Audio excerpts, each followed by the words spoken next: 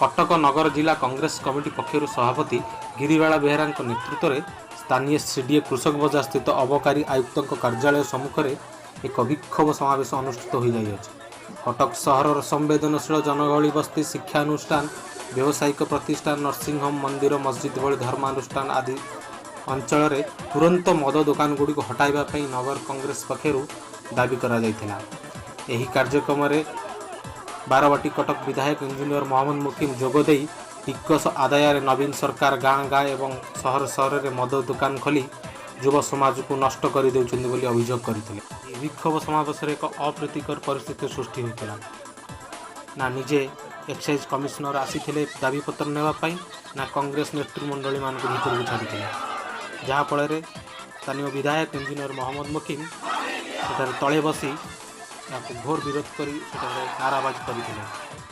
शेष में जिला प्रशासन एवं पुलिस प्रशासन बुझामणा पर कांग्रेस नेतृमंडल को एक्साइज कमिशनर दाबीपत्र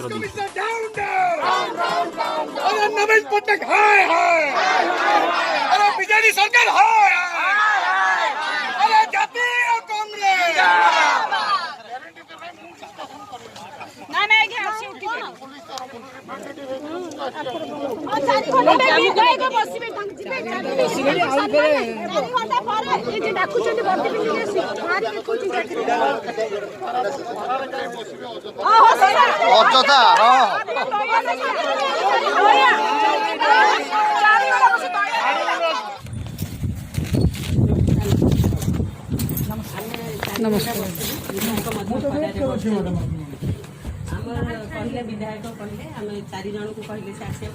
आम सागे कर्पोरेटर थे विधायक सीनियर लीडर किसी थे पीसीसी 8 जन आसते शांति शृंखला आम नाई आमर पुलिस मैंने कहले 4 जन पूरा विधायक से बस कि भल आप बसवे विधायक जन निर्वाचित प्रतिनिधि आपंकर पुलिस ये शुणु आमर डिमांड है पूर्वर जनाई जिलापाल को जनाई सुपरटेंट को सुपरटेंट को जनाई जे जो मद दुकान गुड़ा बर्तमान खोली एवं जो गुड़ा खोली अमृतसर मंदिर पाखे खोली गोटे आमर पूरी घाट रे साई भितर खोली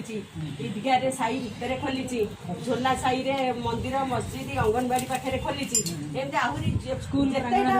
खोली काजी बजार रे खोली स्कूल पाखे खोली तेणु आमर डिमांड से नियम नुहे स्कूल कॉलेज धर्मानुष्ठान मंदिर आउ मार्केट पाखे खोलिबा तार गोटे नियम कानून अच्छी।